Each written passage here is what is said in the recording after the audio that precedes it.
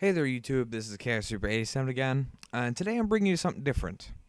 Normally, when I do my deck profiles, I kind of like come back to it a few weeks later and realize I've made it a bunch of like little tiny changes to either my side deck or my extra deck. So what I'm going to do from now on is that when I'm sort of like when I want to bring you guys an archetype I've been working on, I'm going to do it like this. I'm going to call this series the why, as in the why you're going to play this kind of deck, and I'm going to go do a wide overview of the deck, what it does, what its goals are, and exactly what sort of cards and tech you can use with it. And then when I want to actually do a deck profile, it will be when I've just come back from or going to a big event. Um, if I've got the deck together and I've got a build that I really like, and I just want to show you that version, or just like if I have a deck that I just really want to show you guys for some reason, and I'm just kind of bored and I want to keep updating stuff at at least decent pace. But this is what I'm going to do is I'm going to give you a nice wide overview of whatever deck I'm going to bring you during the day, and that's how I'm going to do the videos. That's how I'm going to do these videos. So this is how I'm going to introduce you to the stuff I've been playing. Today, what we're going to be running is I'm going to explain to you exactly what the Atlantean decks do, because the Atlanteans are coming out soon. I've been looking forward to them for a little while because I love the water decks. Because back when I used to play Pokemon a lot, the card game anyway, I still play the video games, but water was one of my favorite things to do with. I had a nice all water deck that I liked, and I've kind of been looking for that in Yu-Gi-Oh for a while. And frogs are one way to get me to that, and then this is gonna be the other way. I'm gonna run this alongside my frog deck because I have a billion decks, and I can't stop making them because it's too much fun to build decks. Someone stop me. But anyway, what in it's October 16th is when this coming out. At least I think so. I know it's mid-October, and I'm gonna be buying them as soon as they're out. Um, but really, what their boss monster is not featured in here because he's not actually part of the Atlantean. Well, at least not the same way. Like the Atlanteans we want to run, all have like different effects, and they don't really involve themselves with swarming onto the field for their boss. So I'm not actually going to be using it. It's very pointless. But the three we're looking at that'll be introduced in the deck is Atlantean Dragoons, Atlantean Heavy Infantry, and Atlantean Marksmen. And these are the three main ones you're going to want in your deck. You're going to want at least one of each. You're probably going to want to max out or at least two of each one of these. Now they each have a on-field effect and a effect when used for the cost of a water monster's effect. And the cost effect is usually a lot better than the on-field, but you still will use the on-field effect often enough to merit it. Now the first one, Atlantean Dragoons. As you can see, it's two Atlanteans riding seahorses into battle, like they're knights, which is awesome. And his on-field effect allows level 3 or lower sea serpent type monsters to attack your opponent directly. And that deals with that deals with Atlantean Marksman, which we'll get to. But when he's used as a cost, you search your deck for a sea serpent type monster, except for himself. Now, that can be any sea serpent, regardless of level, as long as it's in your deck, which is awesome. So he can get any of the Atlanteans. He can get he can get Deep Sea Diva. He can get Abyss Megalo, which I'll give to, or Molan Glacia, the Elemental Lord. Like, he can get really ridiculous cards. So you're gonna want to run three of him. More like, and probably like two pre Abyss Rising, but three definitely after, if you plan to run the deck before Abyss Rising. Next up, we have Atlantean Heavy Infantry, and he is your next best one. He has no attack and only 1600 defense, so his stats are very bad. And he's level 2, which isn't very good either. You're not really going to be summoning this guy alone. But his effect is just as good as Dragoon's, in that when he's face up in the field, once per turn, you can normal summon one level 4 or lower Sea Serpent monster in addition to your normal summoner set. Now, this, in fact, allows for like sort of different combos with Deep Sea Diva. Like you can go Diva into this one and then summon one of the other Atlanteans, or a second Diva if you search for 2 Divas, to do a lot of like synchro and exceeding shenanigans, as well as just this combined with Diva. And if you don't have any more other Sea Serpents in your hand, allows you to get a lot of rank 2s out. And I love the rank 2s. I love them all. I use Ojamas and Frogs, and so I use the crap out of rank 2s. So I'm all over that. But his cost effect is that you get to target a face-up card, not specifically a monster, face-up card your opponent controls, and destroy it. So just if there's anything threatening you, ditch heavy infantry, and it's gone. Now the third one, Atlantean Marksman, is where Sea Horseman's on-field effect actually comes into play. When you have a Sea Horseman and a Marksman on the field, you can allow your Marksman to attack directly, and when Marksman inflicts any battle damage to your opponent, you can special summon a level 4 or lower Sea Serpent Atlantean Marksman, except for himself. So, like, you can summon a Armsman if you feel like doing something with him. You can summon a Sea Horseman for attack. Or you can summon this next one, Atlantean Attack Squad, which I'm not going to be using personally, at least not in the first build I have built, because I don't find myself using Marksman's effect that much. But I know a lot of Atlantean players in the OCG have been running it, and in the TCG have been running it, and they're coming up with pretty good results. So it's an option to keep in mind, because Atlantean Attack Squad, when he comes out next to a fish, sea serpent, or aqua type monster, he goes up to 2200 attack, which is a very big monster just coming out of nowhere. But back to Marksman.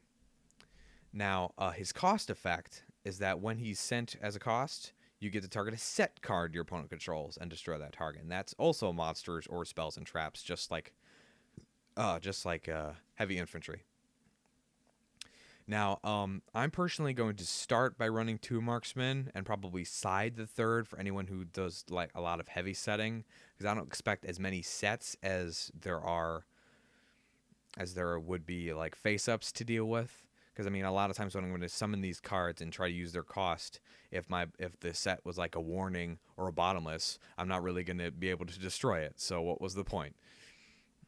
But I'm going to at least run 2. But you're gonna want him in your deck, because there is a very good use of him that I will come up to later on. And now we're gonna get into exactly what you can do to activate the Atlanteans effects. And the first one I'm gonna be running is Gen X Undyne. Now, a lot of people have been very divided about Undyne. Some think it's the greatest thing in the world. Some think it's stupid, and they're not gonna run it at all. And I like Undyne. However, like when you bring him out, he's a weak monster and he doesn't do anything. But that's fine. It's not what you get out of Undyne. It's not the controller. Because like what it is that you have immediate access to any of the Atlanteans in your deck. That is the key of Undyne. That is why he's powerful. Is that I just want to search any Sea Serpent, destroy any face-up card, or destroy any face-down card I want. Okay, I'll summon Undyne. I can do any of those. I can ditch Atlantean Dragoons to search for a big Sea Serpent. Like you can search for Diva, or I can search for Abyss Megalo, or I can search for Molan Glacia if I have enough waters. It's ridiculous. If there's a face-up monster that's in my way that I need trouble, okay, heavy infantry will get to that. If I know he has a set monster that I know it's destroying, or like if I want to start pecking at his back row, so my better monsters can come up afterwards, I'll ditch a Marksman. Why not? That's his power, is that he is immediately very versatile, especially like maybe not so much late game, but early game. He's really good. And the one of the best things about it is that if your opponent tries to Valor it, or there's like a skill drain or something like up, then you can still ditch a water monster. You won't be able to search a controller, but you can still use the Atlanteans to pay for the cost of Undyne, and therefore they'll activate, which is ridiculously great. So you're immune to Valor, essentially. And then I just had controller in there just because Undyne. But going on, we have Deep Sea Diva. Now, both Marksman and Heavy Infantry are both legal targets for Diva's special summon. And then, like I said before, Heavy Infantry can allow for like double Diva shenanigans. One of the things that, like, I mean, Diva just gives you access to like mostly like with Marksman and Attack Squad. It's just good level 5 synchros. I mean, why not? They're all right. Having a Catastor against a non-dark deck, really good.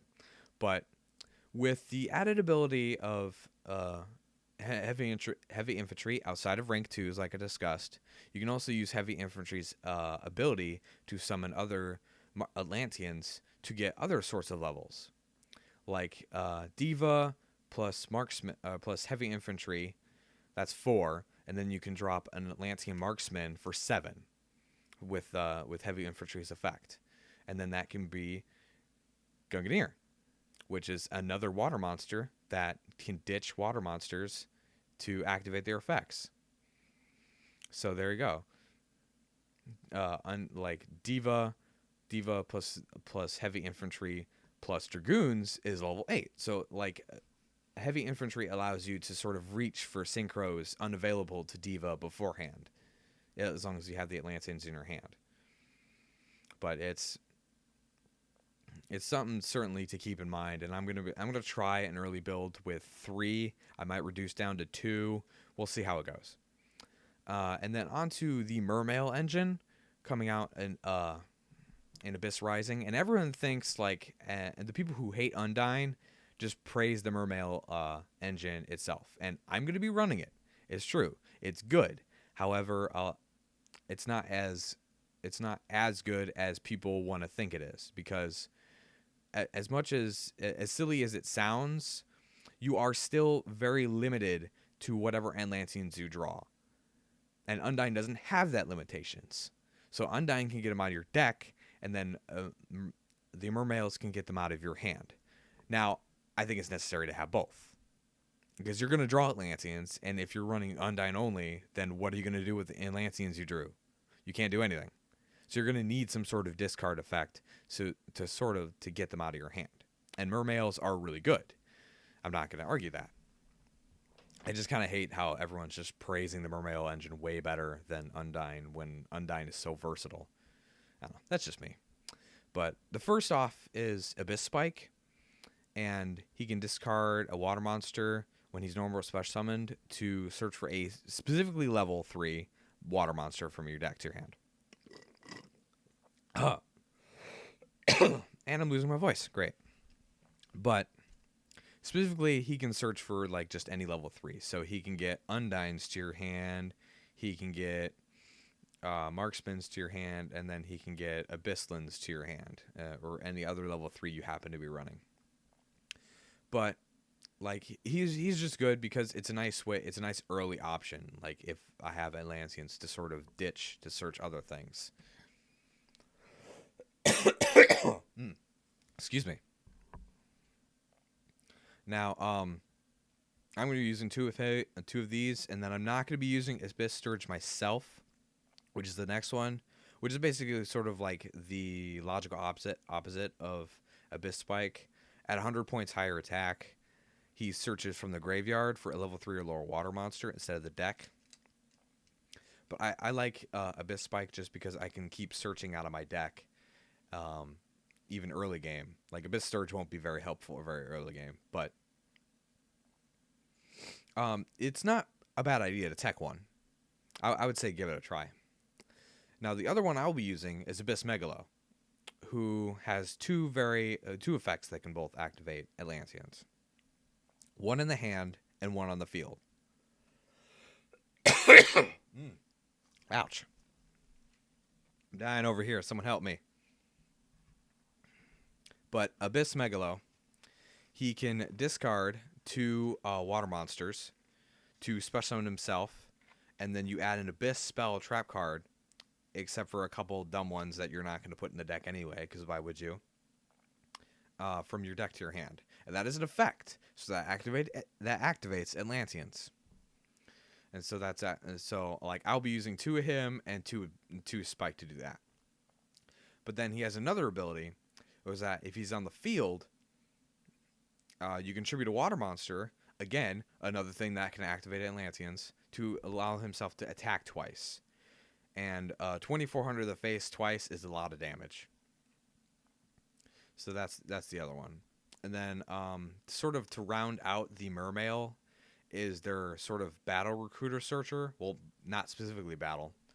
It's more like Serene Psychic Witch, where it's like whenever it's destroyed on the field instead of the graveyard, you can activate it. And you just special summon 1 Mermail monster from your deck except for itself. And it can only be activated once per turn. So it can search both Spike, which will activate Spike, or you can just randomly get out Abyss Megalo with that small monster, which is really cool. Now, to accompany Abyss Lind is Abyss Sphere, which is searchable by the first effect of Abyss Megalo. But Abyss Sphere, you can special summon a Mermail from your deck, and you can't use its effects, and you can't use spell cards while it's face up. And then if it's much like Call of the Haunted, if it leaves the field, you destroy the monster. It's kind of got out, and then you destroy it, and then it has a built-in destruction effect during your opponent's next end phase after you activate it. Now, you won't use this to summon Spike, to summon Abyss Megalo, unless you kind of need to, unless you're doing some maybe like some tributing or some synchro shenanigans. But what I and probably you should most be doing is to summon Abyss Lind. Now, if it's your opponent battle phase, you summon Abyss Lind, and then in defense, and then they can attack it, and then you can search. Why not? And then your Abyss Sphere will go to the grave. Or, well, it won't go right away, but it'll still go during your opponent's next end phase. So you just gotta keep that in mind. And then if they leave it, then Abyss Sphere is gonna destroy itself, and then you don't have to worry about it. And then if your opponent activates MST, they blind MST it, you flip it, you search for Abyss Lind, and then MST will destroy it, which will destroy Abyss Lind, and then Abyss Lind activates. Still awesome. So it's good to run 2 of those if you're running at least 2 Abyss Linds. And then, like I said, you can also summon any of the other ones for just like extra shenanigans. Now, next one up is Gen Exile Birdman. And without Bionic anymore, there is one thing that Birdman can still do, and it can make Exceeds. Now, water Exceeds, specifically Leviathan Dragon, Snowdust Giant, Ivagishki Marigeist, and Bahamut Shark, or however you would say that. Those are the water ones that can detach a water monster detach Atlanteans to have their effects activate. And that's the important part. What you would do with Birdman is that you'd actually do something like summon Diva, bounce the Diva back to your hand after searching Marksman, and then Exceed with Marksman to make a Leviathan Dragon, and then detach to give it 500 attack, and you detach Marksman, and then Marksman activates because it was a water monster activating. That's better. And so specifically, that's kind of what Birdman's what he'll fulfill now. I would use him before Abyss Rising, but maybe not after. It's just something to consider. Oop. And apparently me moving around stuff wasn't enough.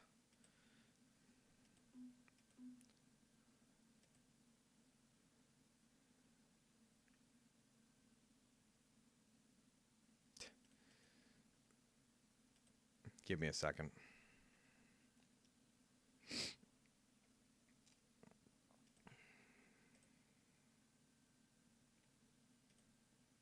I'll probably just edit this out.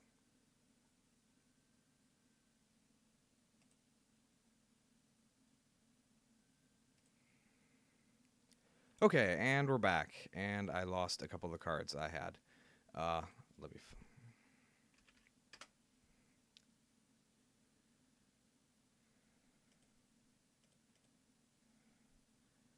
I lost the Diva and the Molan Glacia, which Diva's fine. I already discussed it. I haven't gotten to Molan Glacia yet, though. Okay. Yeah, there we go. Okay. So, okay. Surface in the same way that you would use Gen X Ally Birdman. I would surface to either bring out like marksman or heavy infantry to exceed with to activate their effects. Well, maybe not heavy infantry for now. There is a anime only rank 2 XYZ that can activate it called Kitty Shark, and if it ever comes out, it's gonna be awesome. But we'll have to wait. Right now, like mostly service to bring out marksman to exceed with something like my dead controllers in hand or my undines on the field into extra undine or extra Leviathan dragons to destroy more face downs. Or like I can even like detach the undine or the controller and just leave the marksman attached to the Leviathan dragon as a threat sitting there waiting on the field. And one thing you guys are also going to consider is salvage is really good in this deck, especially if you're running like a heavy mermail build, because you're going to want to, not only can you get back things like Lind and others to the hand, you get back Atlanteans to discard again. Like one salvage is one activation of Abyss Megalo or one discard of Gunganir, which will clear fields for you. Like getting back like 2 heavy infantry or 2 like marksmen and then discarding them for Gunganir. That's 4 cards destroyed, which is awesome. But last one up is Molan Glacia, which is probably going to be a very chase card out of Abyss Rising. I don't know if I'm going to get it. I'm going to try. We're going to see. I'm probably going to have to break my limit on how much I spend on a single card, which is sad, but it's awesome, so I need to have it. Now, much like the elemental, the elemental lords they've been releasing, Molan Glacia is the water one. You need exactly 5 water cards in your graveyard, which can be, if you have too many, salvage can help with that, and like even and mermails can sort of burn through a lot of water pretty quickly. So, and then like I said, it's searchable by dragoons, so it's awesome. And when he's special summoned by his own way, you discard 2 random cards from your opponent's hand. It's really good. And its effect can only be activated once per turn, so you can't like loop it with stuff. And then like the other ones, if it leaves the field, you skip the battle phase your next turn. But just dropping it for free 2 cards out of your opponent's hand, as long as you're not facing Dark Worlds, is great. It's awesome and like way overpowered for waters. But the fact that it's searchable by Seahorsemen means you get, dragoons means that you can kind of activate it whenever you want. So I'm gonna try to get them. We're gonna see if I'm actually gonna accomplish that. But that's Atlanteans. That's kind of a good overview of it. Maybe when I actually build the deck, post Abyss Rising, I'll go ahead and post a build of that before I take it to something. We'll see how it is.